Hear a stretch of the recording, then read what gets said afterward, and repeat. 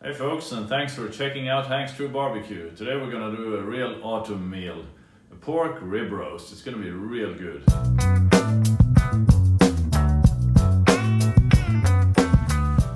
So, what is a pork rib roast? Well, this is what it looks like in plastic wrapping. Real nice layer of fat. The skin has been removed, but there's plenty of fat still.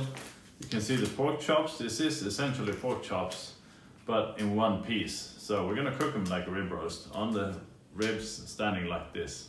But let's take a closer look at this bad boy.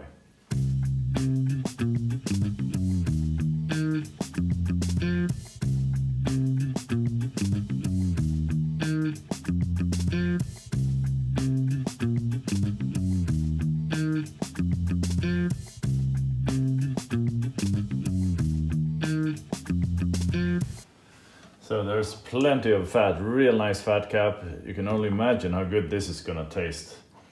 Also flipping it over, you can see the rib bones actually, the start of them. So if I were to slice this all the way through here in between, that would give you pork chops. But we're gonna cook it as it is, like this, like what's called a standing rib roast. But first we're gonna add some flavor. I'm gonna add some fresh herbs, plenty of salt to get all the flavors in. It's not going to go all the way into the meat, but it's going to be a real nice crusty surface with good flavor. But to get more flavor into the fat, I'm going to score it. The flavors of the rub I'm going to apply is not going to go into the meat. It's still going to stay in the fatty surface, but this is still going to be real tasty when eating it. So just going to get a big knife out, slice all the way through,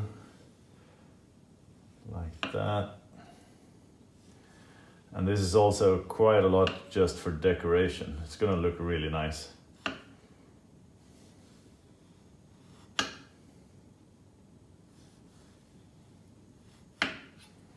think we can get another one in there. And the other direction. Now this is gonna be even more visually appealing if I were to have the skin left on. But we don't, so we'll see how this turns out.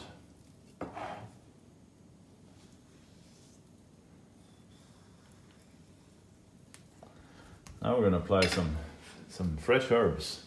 Now first out is salt, and this is a real thick cut with plenty of fat, so I'm gonna apply liberal amounts of salt. No need to put any flavors back here. I'm just gonna add to the sides.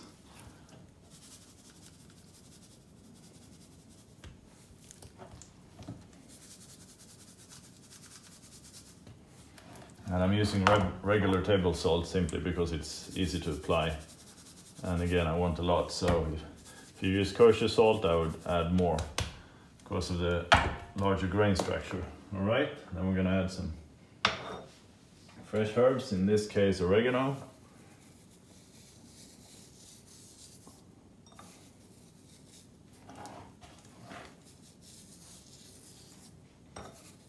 The thing is, you can put on quite a lot because some of it's gonna fall off, yet some other is gonna wash away with the rendered fat, but it's still gonna look good and it's gonna taste real nice. So when it comes to big roast like this, don't be worried about over flavoring. I think most people add just a bit too little spices and herbs. And the other side.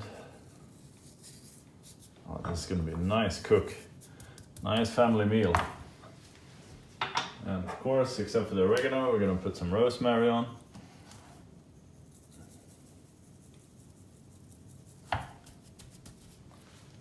And finally, one of my favorites with pork, which is lemon pepper.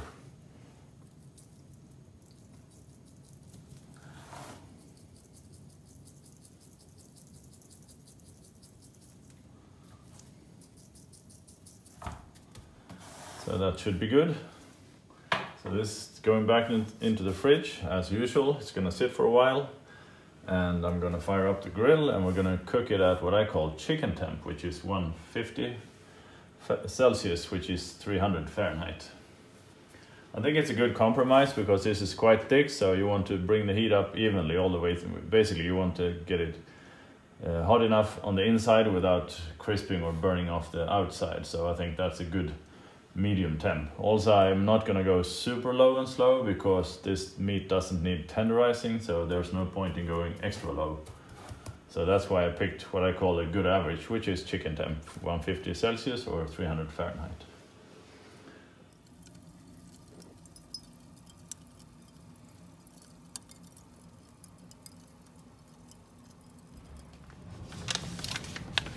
So here it is. I'm gonna get the thermometer probe in, and now I'm just gonna stick it in from the side. That's gonna be real easy.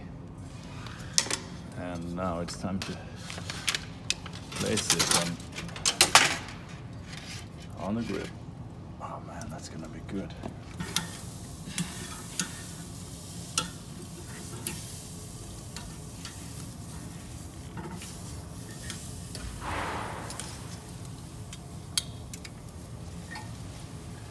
Perfect. So I'm guessing 1 hour. We'll see where it takes us.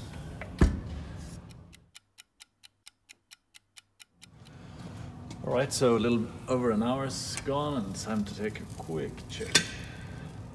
Oh, nice. Looking good. Looking real good, but still more time to go.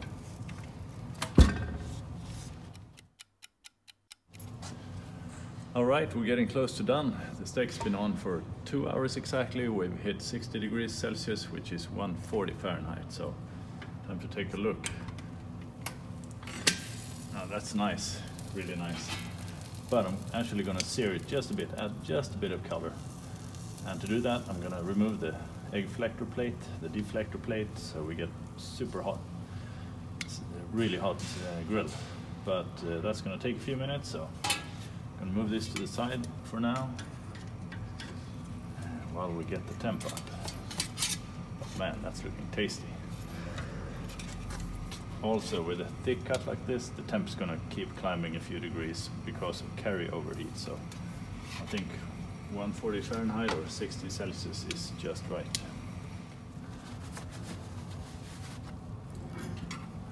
Alright, so I'm gonna get rid of the grill grates, deflector plate. I'm gonna put it down here on the stand and stir this up a bit. Should take 10 minutes to get it really going, 5 or 10, we'll see. I'm just gonna leave it like this, top end fully open, bottom end fully open, and of course the lid open for now.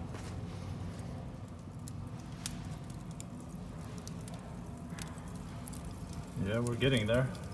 Pretty darn hot already. I'm gonna give it another few minutes, but soon it's time to sear. All right, so time to get this on.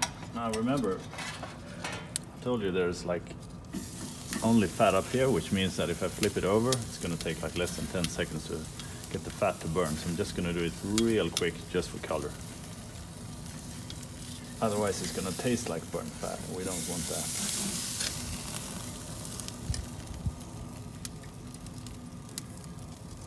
Good thing to have the bones in now so you can grab them. It's quite easy.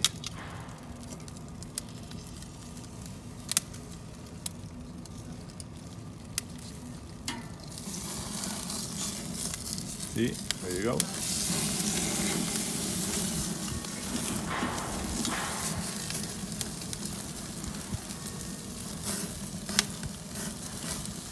I'm gonna flip it again, another 10 seconds, and I think we are about done with this one.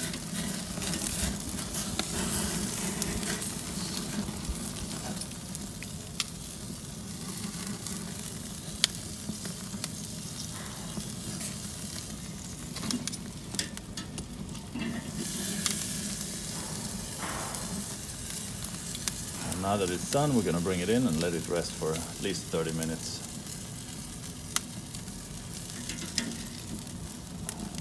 Just a bit more. I'm looking for color, basically.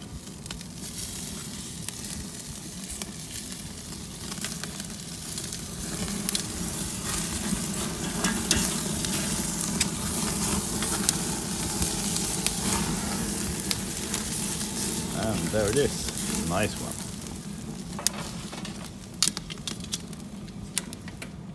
Alright, so what do you all think? This is looking mighty tasty, isn't it? Real nice color. I'm gonna love tasting that real pork fat. The backside you have the bones down here, so It's gonna be really easy to slice this thing. So I've rested it for 30 minutes, which is good. It's still holding temps, that's nice. But then again, it's a big cut of meat, so this is almost 3 kilos. Whatever that is in pounds, 7-8 pounds roughly. So I think it's time to slice off a bit here. I'm a bit early for dinner, so it's not time yet, so I'm not gonna cut the full one, but I just have to have a little nibble. But man, that's looking good. That's looking real good. Just the way I wanted it.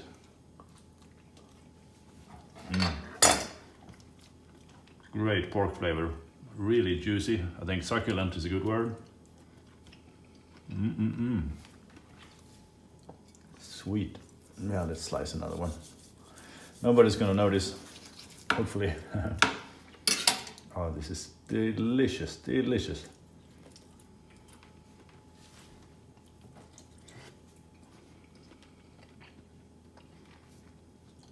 Good thing it turned out so good. I think it's nice because even though it's a big roast, it was 2 hours on the smoker and then a 30 minutes rest. That's easy. You can do that in an afternoon. Oh, really lovely. Take a look at that. Now, since it isn't quite time for dinner, I'm gonna tent it. Do like this, put on a big towel above it to make sure it keeps temperature until it's time to eat. That's a classic trick, real easy to do, especially with large cuts like that. So give that a try if your food is done a bit early.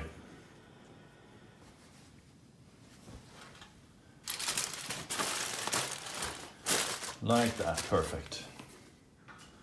All right, so there you have it. Pork rib roast, super, really. I'm a big fan of cooking things whole, like instead of slicing them up. I mean, sometimes there's a good reason to do that, like skirt steak for tacos, etc. But overall, like big roasts, that's my thing. And this was a real nice way of cooking pork chops.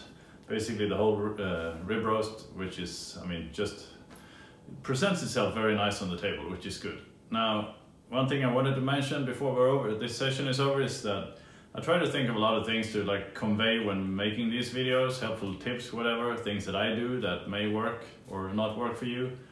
But you know, you can never think of everything. So if you have any feedback or suggestions for improvement, anything, just let me know, put a comment down below, that would be much appreciated. And again, as always, if you do like the videos, please hit that subscribe button, tell your friends, and now I'm gonna think of what to cook next, but see you next time. Thanks for watching.